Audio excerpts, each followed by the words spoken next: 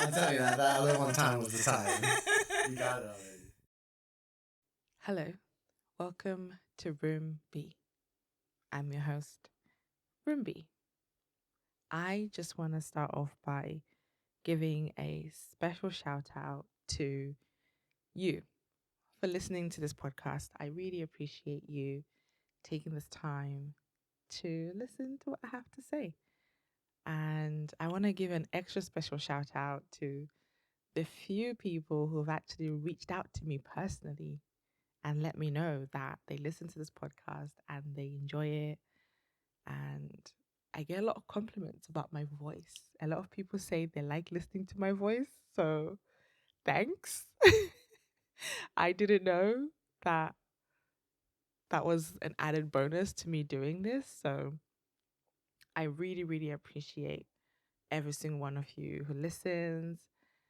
If you're up to it, only if, please do rate this podcast wherever you listen to, whatever platform you're listening to this on. Give it a little bit of a rating. I know on Spotify it's like stars. I don't know what other platforms do, but it also gives me an idea of what people are thinking, how they feel about this podcast, and it will definitely benefit me. I took the last couple of weeks off. I'd been doing weekly episodes for about 10 weeks. And as I've mentioned in the last few episodes, I've been depressed. And so I took a little bit of my own advice because in the last episode, I actually spoke about how when you feel like you're exhausted and everything is difficult to do, then it probably means that your body is telling you to take a break. And so, in an effort to practice what I preach, I took the last couple of weeks off. And honestly, it's been such a benefit because I got time to just focus on just living life, just surviving, because when you're depressed, it can very much feel like you are living life on hard mode or like you're just on the edge of like survival, just getting through each day. Taking a break was something that definitely helped me focus on some self care. It gave me the time to focus on doing my hair. And honestly, I am so happy with where I'm at right now with my hair. So, although I may have taken a break from podcasting, I didn't stop making YouTube videos. And so, the last couple of videos I have are centered around being depressed and trying to just like do something about it. As I mentioned, I was hair depressed for quite a while. So, it made sense that I tackle my hair. And I hadn't touched my hair in about 2 months. I was just washing it, I wasn't even conditioning it, and it was a lot. It was very neglected, but having taken that time and effort to put energy into doing something about it was actually really nice to go through because not only was it like a moment to like step back and just take care of myself, it also was like evidence, right? Because with any sort of mental health issue, like a lot of times for you to like get through the hurdle that you're facing, you kind of need to find evidence to prove that you can get through this. Because when we're really sad and everything is so difficult and you're stressed out, it's easy to like focus on the negative and just say, well, I can't get through this moment because it's just so hard. So when you focus on past instances where you've struggled or you've persevered and you've gotten through a moment, and so it gives you that ability to then say, okay, I know things are really difficult right now, but remember that one time you did this thing and you got through it and you were very happy on the other side of getting through it. That's what this was about too. So that's the second thing. So now in the future, if I find myself hair depressed again, I can then reference this point in time and say, okay, it might be difficult. You felt helpless and you were desperate to just get it done. I mean, I thought about cutting my hair off. I literally thought about just shaving it all off because it just appeared so much easier than just taking the few days that I did to reach the goal that I wanted. So having taken this time to just do me, it's honestly done me wonders. And I'm still sad, I'm still depressed, definitely, but I think I move through the day a little bit easier knowing that I'm not spending about 40 minutes a day trying to put my hair into a certain style that it's going to stay in for the day. Whereas now it's like I have a routine. I'm wrapping my hair at night. And so that means that in the morning, I have so much more ease getting ready for the day. To me, that's a win because it means that I'm working towards healing myself and getting to a better mental health state. I don't know what the next thing is. I had to look at what I've been doing to try and figure out what else I could do. And regarding trying to be healthy and exercise and eat better, I have decided to like ignore my eating habits for the meantime because I've been focusing way too much on the quality of food I'm having and my frequency in meal times and snacking and all those kind of things to the point where it's getting a little bit obsessive, and I don't want that to like slip into a potential eating disorder, right? Like there's I'm not saying that I've had eating disorders in the past, but I just don't want to put myself in the mind state of creating habits that can potentially lead me down that path, you know? So I'm just going to focus on exercise. And I think what's most important is, for me at least, is to just have a solid workout schedule. And not to say that it has to be rigid. By solid, I mean things that I can regularly do without having to think about it. And I feel like I'm at a good point right now because I've caught momentum. I'm almost at like day 50. Has it been has it been 50 days? Oh my gosh. I mean, last time I checked was day 39 and that was over a week ago. So we might be at day 50. And I feel like it's been long enough that I've now established a routine, and um I'm giving myself grace as well. So when I feel exhausted and I can't do the type of exercise that I'm trying to do, I tell myself to just take a break, because the healthy way to look at it is the only thing you should be doing is not giving up. That's it. So if you do stop and you take a week off, a month off, or even just a day off, just make sure you go back to it. And I think that's what's helped me get to where I'm at right now. And I'm still doing my exercise outside, which I'm honestly okay.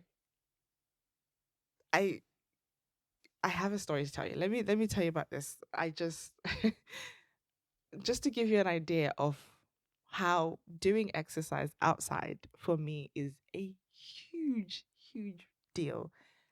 3 years ago, I really struggled with leaving my home. Like crossing that threshold and going outside was such a massive deal for me. My anxiety sometimes presents itself in not wanting to be perceived. It kind of goes hand in hand with the depression, right? Like it's not like when you describe being depressed and having anxiety, a lot of times it's not about saying that you experience depression sometimes and sometimes you'd experience anxiety. The reality most of the time is that they present themselves at the same time. And so when my depression is really bad, my symptoms of anxiety are also really bad. So I could experience a long bout of depression that lasts a month or two or three or the year. And while the depression is stopping me from being able to do anything at all, my anxiety presents itself in fear of being perceived. And what that looks like is that I am terrified of people seeing me, like being outside and being seen by someone. Because in my mind, I am focusing on thoughts about people judging me, people making fun of me, people thinking I'm ugly. Those thoughts are based on evidence of things that have actually happened in my life. So that makes it that much more difficult to challenge that thinking, because when you're trying to use evidence to tell yourself that you can get through a moment, your brain is fighting with you saying, well, actually, I have this evidence of when someone bullied you or when someone made fun of you and you actually did have a bad experience. So this anxiety is valid. And all that thinking, all that effort, it swells and swells and swells in your mind for hours on end. And before you know it, you spent a whole week indoors without leaving the house. And that's where I was at 3 years ago. And I've been in that position many times in my life before, and I know it's going to happen again. So when I look at where I'm at now, the fact that I'm exercising every day outside and walking my dog multiple times a day, it's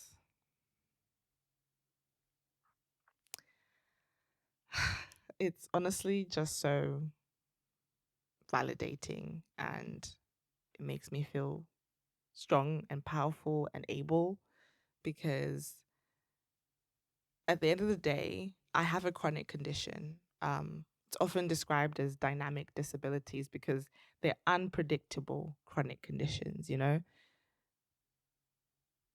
I feel like the world doesn't really accommodate for the dynamic nature of our minds and bodies. And so, what I go through, a lot of people wouldn't see it as a chronic condition, but it is. It is, because it's debilitating and it's ongoing. And so, all of this reflection and realizing all these things about what I've been going through got me really thinking about sharing with you guys a really helpful technique that helps me get through each day. And it helps me sort of quantify how much energy I have for the day and what I'm capable of doing. And that's the spoon theory. The spoon theory is a metaphor describing the amount of physical or mental energy that a person has available for daily activities, tasks, and how it can become limited. The term was coined in a 2003 essay by American writer Christine Miserandino. In the essay, she describes her experience with chronic illness using a handful of spoons as a metaphor for units of energy available to perform everyday actions. So, an example of this is often therapists and, I guess, people who use this theory kind of just use 12 spoons for the day. But the number can be whatever you prefer, whatever works best for you. You can start with 100 spoons if you want. So, you start off with 12 spoons and you have to allot how many spoons everything you have to do in that day needs. So, you can allot 1 spoon to showering, getting ready for the day, or if you're having an exceptionally difficult day, you can assign 5 spoons, 6 spoons, maybe even all the spoons. That's all you're capable of doing that day. But having that ability to quantify tasks based on your energy levels, it really helps you just create a realistic expectation of what your body is capable of doing. And so I use this almost every day. This is a technique I learned many years ago from one of my first therapists. And I honestly am very grateful to have that, because it helps me also become very in tune with what my body is capable of doing. And it also has allowed the ability to always center myself in all my decision making. So whenever I have to do something, I always ask myself, where do I stand on this? Where do I feel I'm capable of getting involved in this thing? And so that could be going to an event, it could be spending time with someone, it could be doing chores, walking the dog, whatever, doing your hair.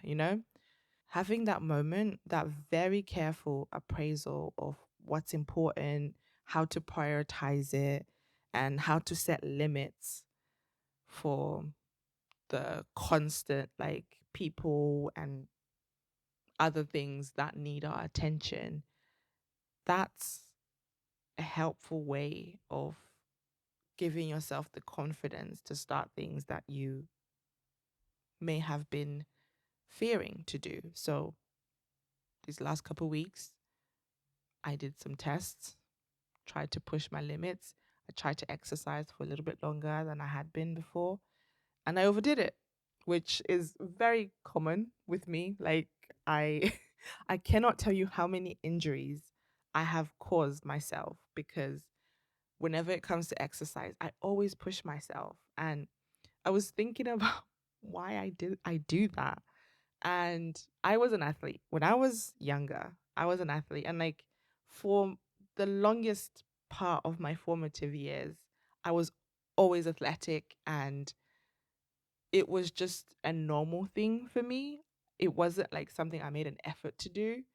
And when I stopped, I feel like that athlete mentality is still there. And so now that I'm getting back into being fit, and gosh, it's been so long since I was an athlete, and my body isn't the same as it was then. Obviously, I'm older now too. I've had more injuries. I've had other health issues. I have had medications that have changed my body. I'm literally learning to move in this body because it's foreign to me. Like I mentioned, I'm at the heaviest I've ever been. So it's kind of a weird place to be when your body is not matching what your mind is thinking. And it's honestly a a weird experience to be in because I often underestimate what I'm not capable of doing. I think I'm able to do everything because I'm constantly thinking about, oh, you're an athlete. You could do this before. You've done this before. So you should be able to just go ahead and do it. And I've pushed myself to the point where I hurt myself time and time and time again. And I think that's why in the past I always stopped doing exercise because I would injure myself and it would take me a long time to recover from injury. And then once I've recovered, I wouldn't go back to the exercise. And then it will be another couple years. And in that time, I've again gained more weight. I'm in a different body. I'm uncomfortable. I want to change it. Okay, let's exercise. I go and start doing exercise, and then I overdo it, and back we are again. So, back to the spoon theory, how that has helped me manage my expectations of what I'm capable of doing. As I said, during the last couple of weeks, I pushed some limits. I tried to do a little bit more exercise than I was capable of doing. I did an hour long workout instead of 45 minutes, and I hurt my calf. I woke up one night with really bad cramping in my calf, and the following day my whole leg was swollen. That muscle was just so sore. I had to roll it with a foam roller multiple times throughout that day. I had to do stretches. I had to do an Epsom salt bath. It was just, I was doing too much. But that gave me a chance to also learn to change what I do during that recovery time and after recovery. And because this only happened once and I didn't push myself, because what would happen in the past is I'll do that boundary push for like the whole week. And so by the weekend, I am absolutely shattered and I probably have hurt my muscles even more. Whereas this time around, I did it once just to see what it was like, and my body immediately reacted to it. So I took the time off that I needed. But in that time off, I reassigned the spoons to my workout because I thought I could give my workout 3 spoons when actually I should be giving it one at the moment. And so, all this to say, when I mentioned that I am not focusing on what I eat right now, it's again because of that. I like to get too extreme when it comes to things. I'm very erratic when it comes to changing a behavior. I don't allow myself to create the habit naturally. I kind of wake up one day and say, today I'm going to do this. And from now on, that's all I'm ever going to do. And that's not beneficial. It's not beneficial at all. So I'm no longer focusing on what I eat. I'm just going to eat whenever, wherever, whatever, Obviously in moderation. I'm not gonna just like constantly eat everything nonstop, but I'm not gonna worry about what I'm eating because I love food. I also love food, and like I was starting to avoid certain things that I really enjoy, and I had to catch myself and tell myself we are not gonna do that. We are allowed to enjoy things that we like. You only have one life. Make the most of it. Eat the foods. Don't run away from them. Don't punish yourself for just wanting to enjoy life a little bit. So that's where I'm at. I'm doing okay at the moment. Today's been a good day. I hope that if you're going to get something from this episode, you learn to apply the spoon theory. I didn't really want to go into too much detail about it because it's it's really that simple. There's not much more to get into. And I feel like it's important that if you want to implement that theory into your life, I think it's important that you do your own level of like, I guess, research, read up about it, understand it, learn it before you just dive into it, because that's something that I would do. I would see something, get really excited about it, and I want to do it right here, right now. Let's change everything. And it's not fair because when I then fail to maintain that expectation, I berate myself. So we're not doing that. We're not doing that anymore. So I'm really glad that I'm back podcasting. I had actually missed it, even though I purposely told myself to take time off. There were a couple of days where I really just wanted to like whip out the microphone. But I was like, nope, take the time off that you need. The time will come for you to do this and you'll enjoy it even more. So I'm glad I'm back, and I am currently in the process of getting some guests on this show. I'm hoping that guest episodes will be available this summer. They won't be available anytime soon, but I just wanted to let you know that I've started the process. Again, I just want to say, if you really enjoy this podcast, please rate it. If you're watching this on YouTube, please make sure you subscribe to this channel. Whatever interaction you're able to give me, I really appreciate. It helps me learn how this is working, who this is for, and how much it's being enjoyed. So, with that said, I hope that you stay awesome, be kind, and spread positivity.